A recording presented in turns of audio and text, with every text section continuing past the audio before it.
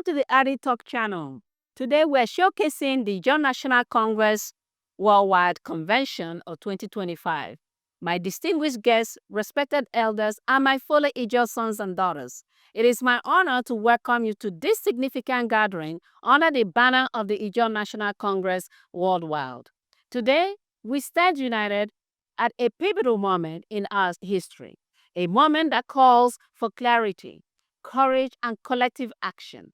The Ijaw National Congress, as the apex body, represented the voice and vision of the Ijaw people worldwide, continues to advocate for justice, equity, and true federalism in Nigeria. In the face of long-standing marginalization, environmental injustice, and the neglect of our homeland, the call for self-determination is not only justified, it is essential. We are gathering here today to hear from a voice of wisdom and leadership, someone who will shed light on our path forward, reaffirm our shared commitment to the principle of self-determination, and articulate the way ahead for the Ijaw nation. Please join me in welcoming our distinguished speaker, a true advocate of the Ijaw cause, Professor Benjamin Ogeke Okaba, as he and his team deliver the Ijaw National Congress Worldwide Press Statement on Self-Determination. You're welcome to this international press conference holding today at Eastern Texas, United States of America, on the global awakening of the just struggle for justice and sovereignty, delivered by me, Professor Benjamin Okaba, President of Ijaw National Congress Global. Judgment of the press. We gather here today under the auspices of the Ijaw National Congress to reaffirm our commitment to justice, dignity, and self-determination for the Ijaw people. The INC stands resolute in our mission to restore the rights of the Ijaw people as enshrined in the international law, ancestral treaties, and natural justice. We advocate for autonomy and dignity through peaceful, strategic, and diplomatic means, uniting global voice of our people with the solidarity of our allies worldwide. We envision a future where traditional governance harmonizes seamlessly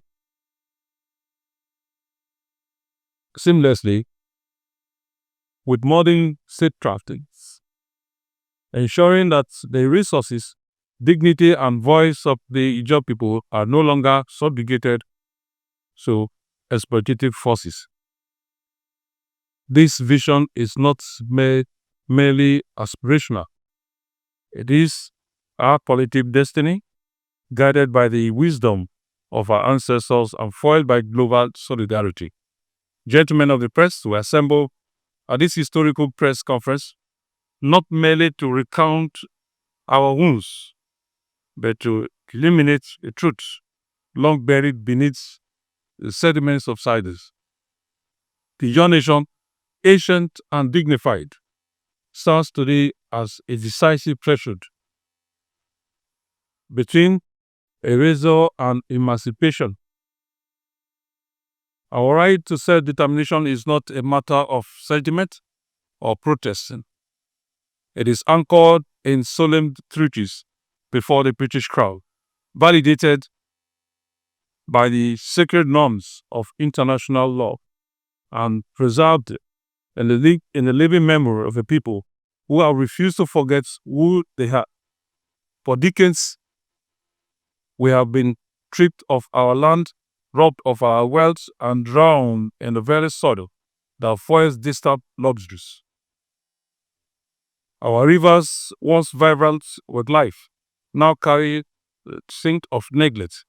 Our children breathe as air laced with poison. Our elders watch their ancestral homes vanish into legal fissures and industrial ash. We do not come here to seek pity, will come bearing documented fruits, historical legitimacy, and a solemn moral summons to justice. In addition, we affirm today that the Ijaw nation's sovereignty, one of the four largest ethnic nationalities in Nigeria, is neither a relief nor a wish. It is a fact, a right rooted in law, in history, and in justice. The Nigerian state has woven an intricate web of laws and decrees designed to disinherit and displace us. It has fed on the marrows of our land while leaving our people in hunger and disease. Yet, through it all, we have not lost our voice. Today, we raise the voice before the international community to say, enough is enough. We call for justice rooted in truth, for peace grounded in equity, and for a future shaped by our own will. We invite the international community to stand with us, not as observers of our pains, but as partners in the restoration of our dignity, our environment, and our rights to determine our destiny. Our commitment begins with rigorous multidisciplinary scholarship into signed compact and diplomatic exchanges between the Ijaw nation and the British Crown. These documents demonstrate that before 1940, prior to British amalgamation, Nigerian Ijaw communities entered mutual consensus with the Crown, affirming local governance, resource rights, and autonomy. We shall publish these archives widely and submit same to the United Nations and international legal bodies to underscore their enduring validity under international law. From Nigeria's independence in 1960 to the present day, a calculated and sustained legal trajectory has unfolded, whereby successive regimes have constructed judicial architecture designed to transfer control of oil and gas from Ijaw territory into centralized federal custody. From the 1969 Petroleum Decree to the 2021 Petroleum Industry Acts, PIA, these instruments engineered legally to autocratic regimes, are later embedded in post-military constitution, have institutionalized the expropriation of Ijaw land, waterways, and mineral wealth. What masquerades as national interest is, in truth, a profound betrayal, a systemic disenfranchisement of a people whose ancestral domain once engaged the British Crown in treaty-based diplomacy. These laws do not merely dispossess the Ijaw of economic values. They sever their sovereignty, dignity, and cultural inheritance. They represent a seamless evolution of colonial extractive into post-colonial statecraft, internal colonialism veiled in the robes of legality and legislative order. The legal instruments in question do not merely marginalize, they orchestrate a calibrated economic transformation of the Ijaw nation by stripping regional control of hydrocarbon wealth, suppressing derivation entitlements, and shielding corporate polluters through federal impunity. The Nigerian state has a regime where Ijaw communities remain the locus of production on the periphery of benefits. Gas drilling, oil spills, aquatic toxification persist not as non-intended consequences, but as inevitable byproducts of a profit-centric legal order. This constitutes a form of structural violence, slow, invisible, yet devastating, where the Ijaw people are not only impoverished, but biologically impaired in their own environment. Perhaps the most pernicious is the constitutional ratification of these decrees under Section 315, Subsection 5 of the 1999 Constitution as amended, which renders their repeal virtually impossible through ordinary democratic process. This legal falsification transforms historical injustice into an irreversible jurisprudential orthodoxy for closing the avenues of redress within the Nigerian own legal system. It is a tragic irony. A democratic constitution has become the chief custodian of autocratic plunder. In this light, the Ijaw case transcends domestic grievance. It demands international intervention for where national law codifies oppression, transnational justice must respond. The physical trajectory of Nigeria's derivable principle unveils a paradigm of institutionalized expropriation, whereby the Ijaw Nation, custodians of the oil wealth that undergirds the Nigerian state, has been condemned to economic terrification. Before 1960, non-oil granules, cocoa, palm oil producing regions were rightfully allocated a 50% derivation share, and are rates anchored in the spirit of equity and genuine federalism. Yet, as successive regimes enshrined central control, that share was ruthlessly eroded to a paltry 1.5% by 1984. Though the post-military era saw a token restoration to 13%, the Ijaw people remained trapped in the fiscal straitjacket. Bureaucratic sabotage and selective disbursement have converted constitutional entitlements into tools of political patronage, disbursed not as rights, vital place, but as discretionary favors. The result is the equatorial paradox. Oil-bearing communities rich in resource languish in deprivation. The image is haunting. The vanguard owner excels from his host estate, watching others die lavishly on his harvest, while he and his children beg for crops beyond the gate. This betrayal depends when one examines the misallocation of funds meant to redress these very iniquities between 1992 and 1995. Commissions linked to Ijaw development, legally entitled to 72 billion, received barely 11 billion. In stark contrast, at astonishing 3.6 billion naira in so-called special funds was diverted to non-oil producing states. This is not mere mismanagement, it is fiscal parasitism masquerading as federalism. Even more egregiously, from 1960 to 1999, an estimated 300 to 400 billion US dollars in oil revenue was siphoned into private coffers, implicating successive political elites in the democratic machinery that bleeds the Ijaw outlet dry. What was stolen was not merely money, it was a deferral of hopes, the extinguishing of opportunity, the erosion of human dignity, and the systematic dismantling of an intergenerational promise once rooted in the dream of a dignified future. And while these extracted West distant skylands are fatties foreign bank accounts, the very communities from which the gorges lie in reefs, haunted by hunger, ravaged by disease, and sinking deeper into decay. Over 70% of Ijaw families now survive on less than $1 a day.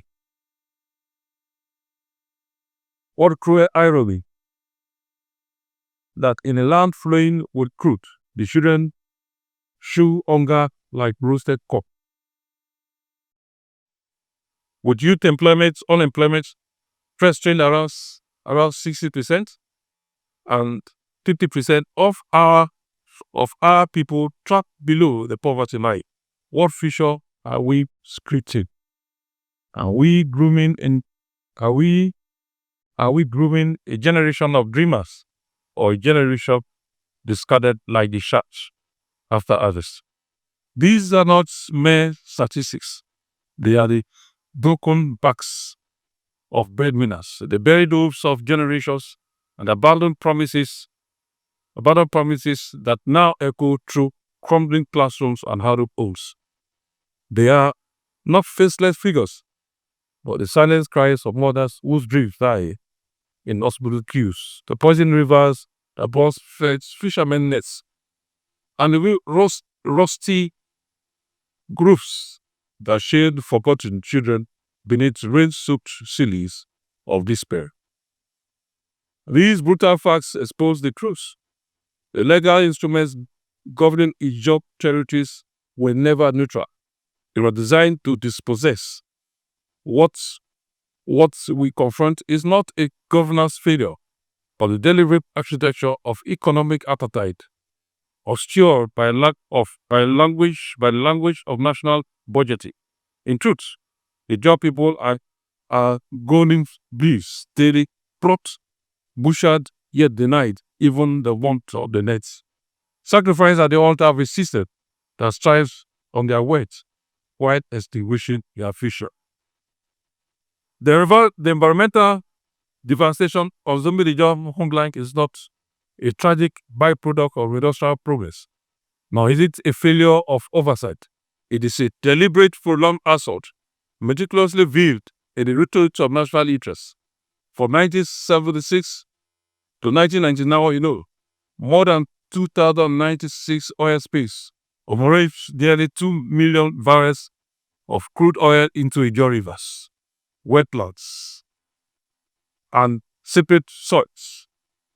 By 2001 alone, this figure ballooned to 6,817 incidents, unleashing an additional 3 million barrels, most of which remained unrecovered, saturating the land with toxic contaminants. And the crisis has not waned, with 535 new spills incidents reported in 2023.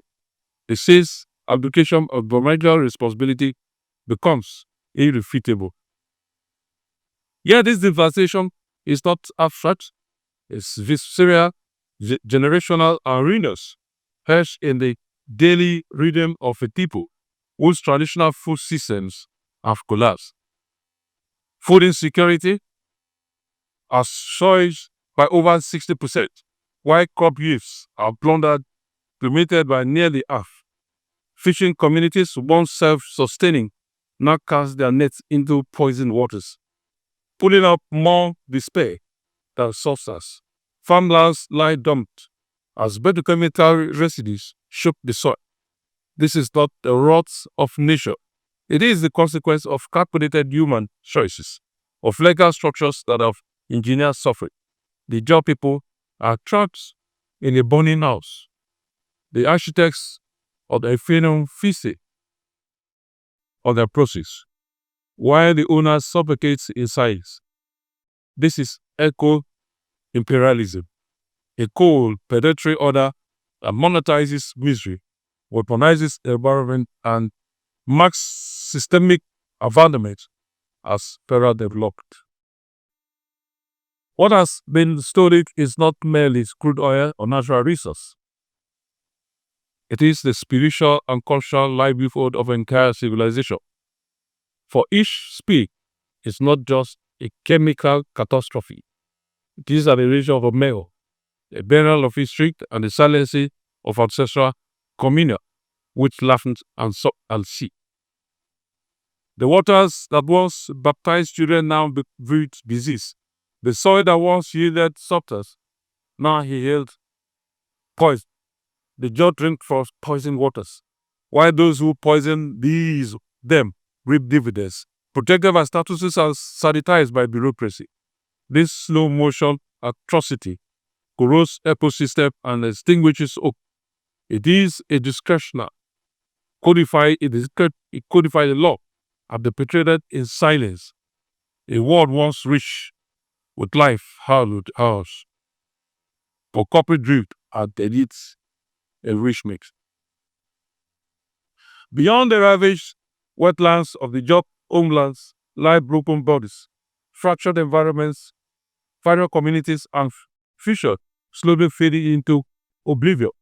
Although gas flaring was officially applauded in 1984, more than 100 active flaring points continue to burn deviantly across the Ijaw territory, releasing invisible poisons into the atmosphere.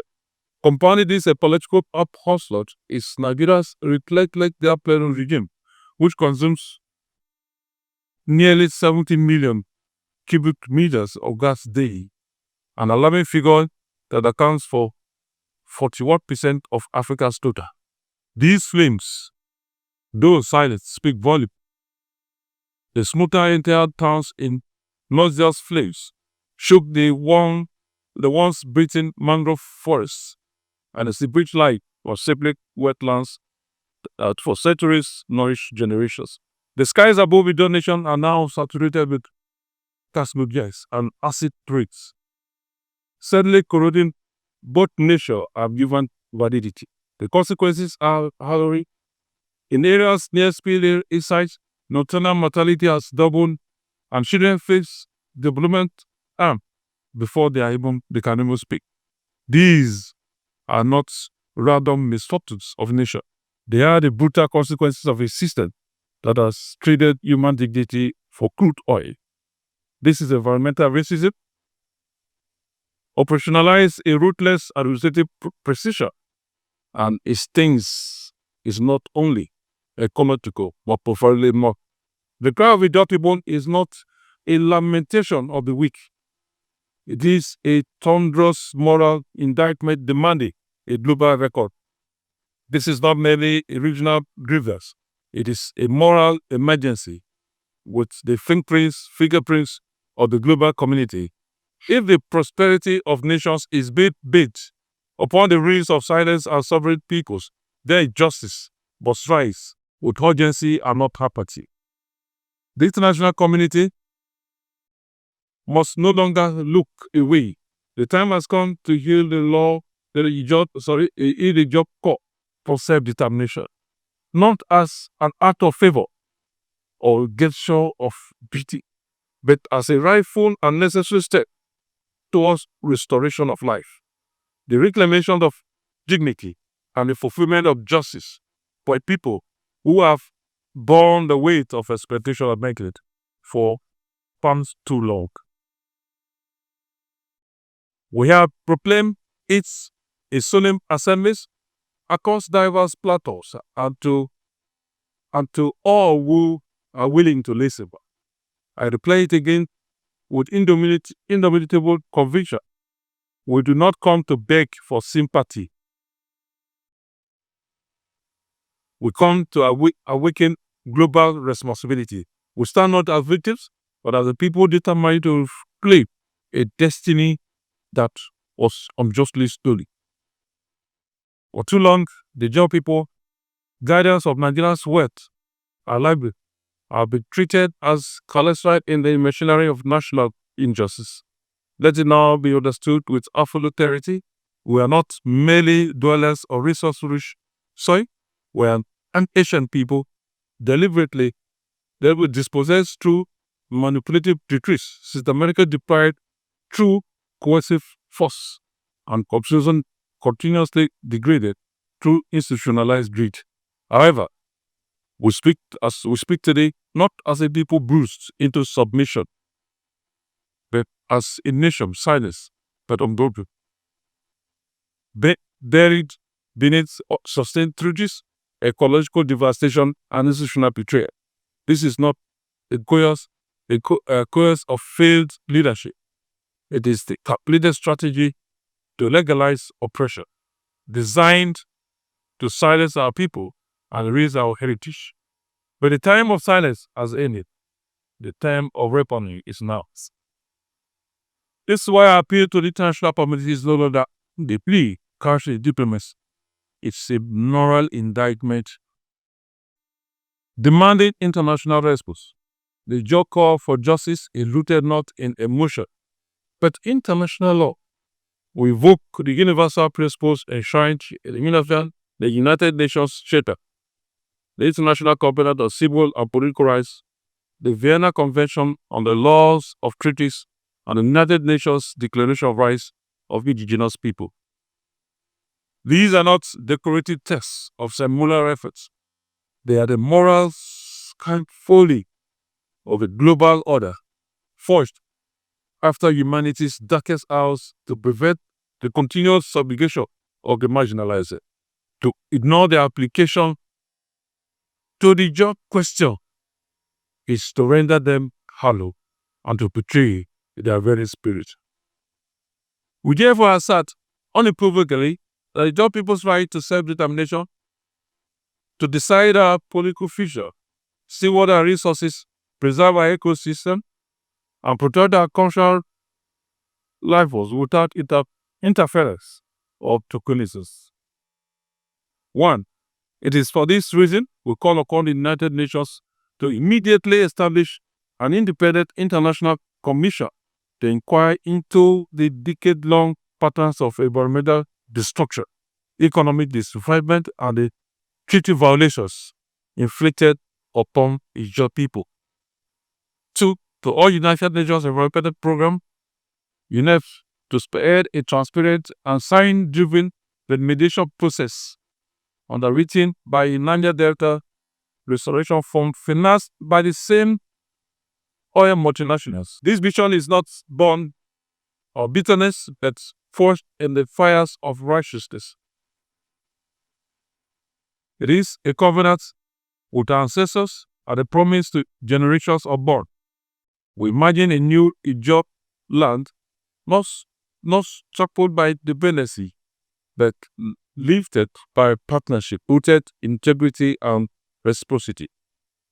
Let the world-class universities come to research not only the polluted waters, but our intellectual resilience. Let the world legal minds advocate for frameworks that center on independent jurisprudence. Let's philanthropic foundations join us with our communities to reforest mangroves, restore livelihoods, and renew ancestral festivals drawn by the instinct of by gasware. Though the Ijaw National Congress and allied institutions we shall usher in a renaissance of purpose-driven leadership rooted in truth, justice, and global collaboration. Our youth are not statistics of unrest. They are poets, builders, and visionary simple by Negbe. It's time to change that narrative. To the international media will say, take walk our creeks, witness our wounds, and document our difference. Let it be hitched in the past of nations and echoed across oceans. The Ijaw nation will not vanish into footnotes of forgotten histories. We rise not in bitterness, but in boldness. Armed not with arms, but with ancestral truths, sacred treaties, and the enduring touch of global solidarity. We rise to reclaim what was neither surrendered, our voice, our land, our future. We are not begging at the gates of the global altar. We are standing at its altar, invoking the highest ideas of humanity. Let the rivers of Ijaw no longer carry a sludge of expectation, but flow over the clear waters of equity and taker. Let the silence once enveloped in our pains give way to the chorus of righteous indignation and collective passion. Let the international community bear witness the Ijaw nation is not a scattered or conquered people, but a sovereign people who are resolute, resilient, and radiant with hope, who refuse to be silenced by policy or sidelined by apathy. Our cry for self-determination is not born of rebellion, or in remembrance at the time of what we stand for, with the covenant with the world and God, to seek not revenge but restoration, We seek not pity, a partnership. Indeed, our sugar, non poisoned by oil and oil, are ignored by institutions. We got a simple miracle of drinking for clean waters and breathing us contaminant air. Let our elders see the day when their Jews are not buried beneath papers, titles, and pollution. Let our youth walk boldly into the sunlight of their potential. No longer shadows of marginalization erased from ancestral memory. As a standing united at hope and diaspora, let the truth rise like the mango after flood of fire. I cried today be the seed of tomorrow's emancipation. Thank you for listening. In closing, the Ijaw National Congress worldwide reaffirmed its steadfast commitment to the rights, dignity, and future of the Ijaw people.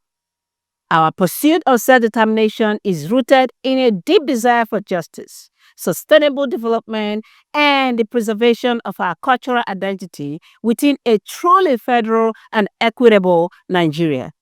We call on all well-meaning stakeholders, governments, civil society, international partners, and indigenous nationalities to recognize and support this legitimate aspiration. The time has come for meaningful dialogue, constitutional reforms, and concrete action that represent the voices of historically marginalized communities. The Ijaw Nation will not be silent. We will continue to advocate, organize, and act peacefully but firmly until our voices and demands for equitable autonomy and inclusion are all fully realized. Thank you for watching this show. Please subscribe to the Adi Talk channel. Don't forget, where there are African stories to be told, just call on us and we'll be there. Stay tuned.